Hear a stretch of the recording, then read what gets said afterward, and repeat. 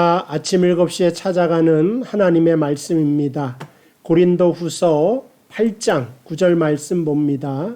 우리 주 예수 그리스도의 은혜를 너희가 알거니와 부요하신 이로써 너희를 위하여 가난하게 되심은 그의 가난함으로 말미암아 너희를 부요하게 하려 하심이라. 아멘.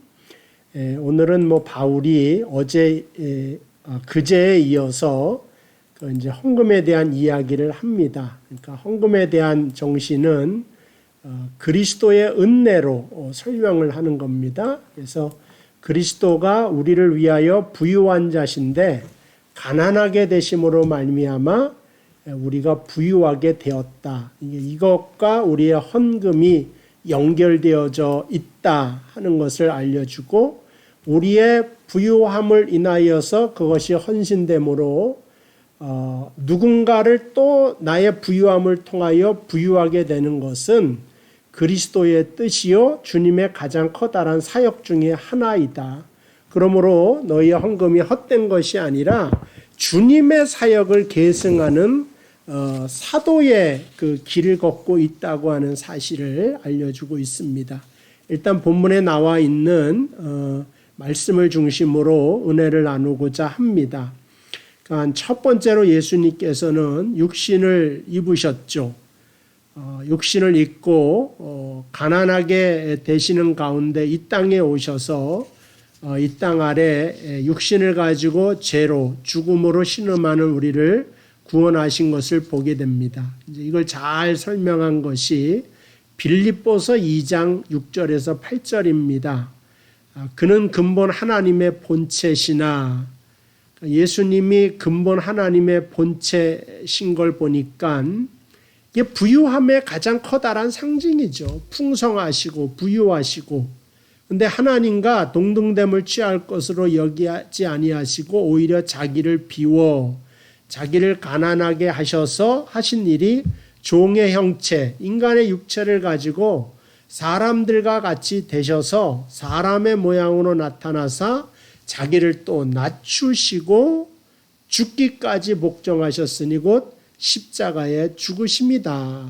그래서 가난하게 되시고 낮추시고 자기를 또 비우시고, 그래서 십자가에 달려 돌아가심으로 말미암아 우리를 부유하게 하신 예수님이시다 하는 것을 알려주고 있습니다.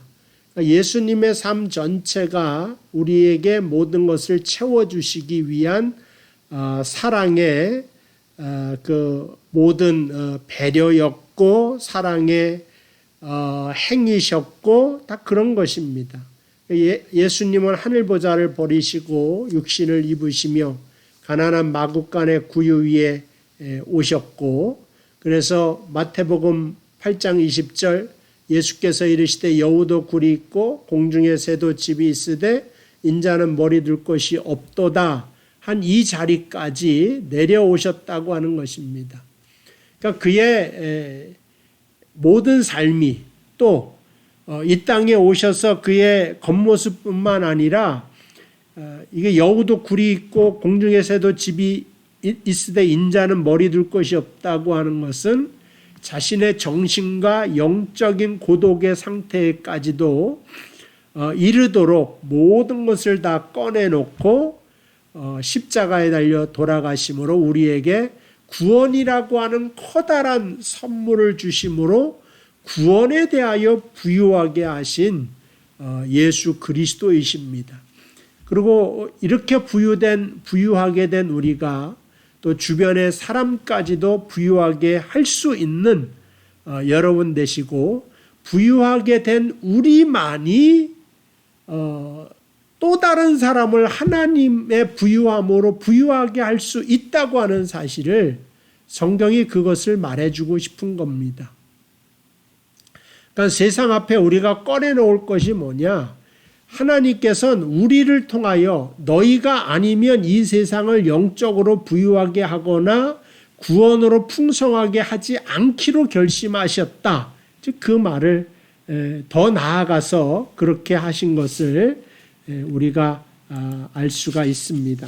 두 번째는 예수님은 이 땅에 오셔서 사역을 통하여서 우리를 부유하게 하셨다.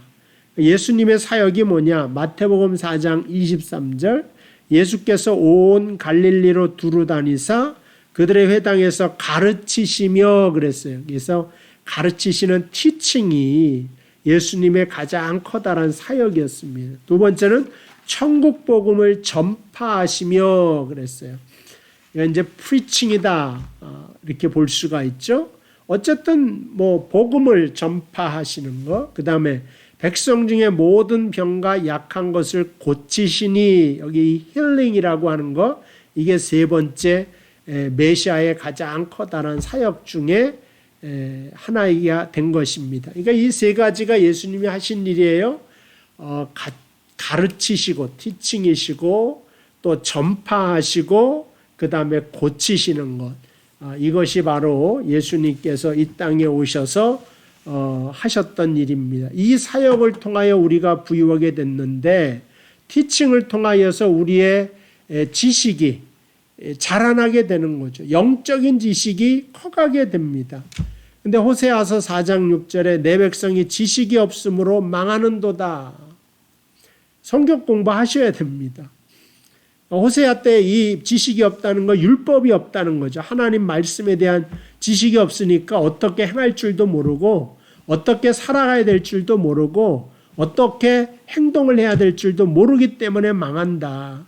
그러니까 머리로 알아듣고 가슴으로 이것을 느끼고 팔과 다리로 실천을 해야 되는데 지식이 없어 망하도다. 내가 지식을 버렸으니 나도 너를 버려 내 제사장이 되지 못하게 할 것이요 내가 내 하나님의 율법을 잊었으니 나도 내 자녀들을 잊어버리리라. 자, 이게 여기서 내 지식을 버렸고 내 율법을 버렸을 때 나도 너를 버리고 내 자녀들까지 버리겠다. 이게 정말 버리겠다는 거예요? 아니죠. 빨리 하나님에 대한 지식을 갖고 살아나라는 거예요.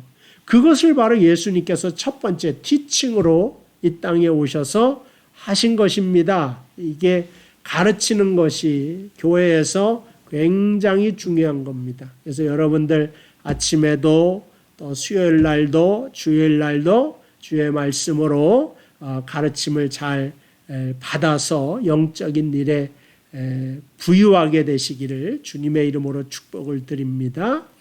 그 다음에 이제 전파하셨다, 뭐 설교하셨다, 그런 프리칭에 대한 개념인데 뭘 전파하느냐? 천국 복음을 전파하셨다는 거예요. 그래서 육신을 입고 가난하게 되심으로 우리에게 천국 복음을 알려주셨고 천국 복음에 대한 지혜를 알려주셔서 우리를 하여금 믿음을 갖게 하시죠. 로마서 10장 17절 그러므로 믿음은 들음에서 나며 들음은 그리스도의 말씀으로 말미암았느니라. 그래서 그리스도께서 하신 말씀, 그 프리칭, 그건 바로 천국의 복음인데 그 천국의 복음을 들을 때마다 우리에게 믿음이 찾아오게 된다. 그 믿음이 세상에서 우리를 승리하게 만들고 일어나게 만들다. 이거 왜 일어나게 됩니까? 부유하게 된 사람이 일어나게 되는 원리다 하는 것입니다. 마지막 사역은 치료의 사역 힐링인데 무리의 연약함을 채우시기 위하여서 그들을 고치시고 그들에게 찾아가서 안수하시고 그들을 위하여 기도하시고 뭐 어쩔 때는 뭐 오병의 기적을 통하여 정말 배고픔의 문제까지도 다 해결해서 그들을 채워주시지 않습니까? 마찬가지입니다. 2000년 전에 오병이어의 기적을 일으켰던 예수님께서 왜 오늘날도 일으키지 않으시겠습니까? 그러니까 한국에서 되어진 일들을 보시면 오병이어의 기적이 아니라 글쎄 5,000명이 아니라 5천만 명을 먹이시는 주님의 기적의 역사를 바라보지 않습니까? 그러니까 유사 이래로 가장 많이 복음화가 빨리 되고 복음을 빨리 받아들이고 근데 이제 우리가 이것을 깨달으며 좀 더 하나님의 지식의 풍성함을 얻어서 말씀에 순종해야 되는데 이제 이런 것들이 좀 부족하다 하는 생각을 좀 지울 수가 없습니다. 그래서 우리가 좀 더 영적인 일에 매진을 해야 되고 집중을 해야 되겠다 하는 생각이 듭니다. 좀 깊어지면 어려워지니까 오늘은 간단하게 마지막으로 예수님은 우리에게 보혈을 주심으로 우리를 채우셨다 하는 겁니다. 히브리서 9장 22절 율법을 따라 거의 모든 물건이 피로써 정결하게 되나니 피 흘림이 없은즉 사하심이 없느니라. 그러니까 사하심의 풍성함을 당신이 우리에게 보혈을 주심으로 이루셨어요. 그러니까는 영적인 원리는 옛날에 제사의 원리죠. 양을 잡아다가 죽임으로 그 피로 제사함을 받았듯이 하나님의 아들 예수 그리스도께서 이 땅에 오셔서 하신 것은 당신의 피를 우리에게 주심으로 우리가 구원에 풍성해지게 하셨다. 요한복음 1장 35절 또 이튿날 요한이 자기 제자 중 두 사람과 함께 섰다가 예수께서 거니심을 보고 말하되 보라 하나님의 어린 양이로다. 이게 성경이 세례 요한이 우리에게 알려주는 게 보라 하나님의 어린 양이다. 저 어린 양의 피로 말미암아 너희가 구원에 대하여 풍성함을 얻게 될 것이다 하는 것을 알려주고 있습니다. 주님의 보혈이 우리가 죽은 다음에 천국 문 앞에서만 효력을 발휘하는 것이 아니라 오늘 이 순간에도 주님의 구원의 역사가 나타나야 될 줄로 압니다. 복음이라고 하는 것이 복된 소식인데 어떤 것이 복된 소식입니까? 내가 결혼하게 됐다. 우리에게 아이가 생겼다.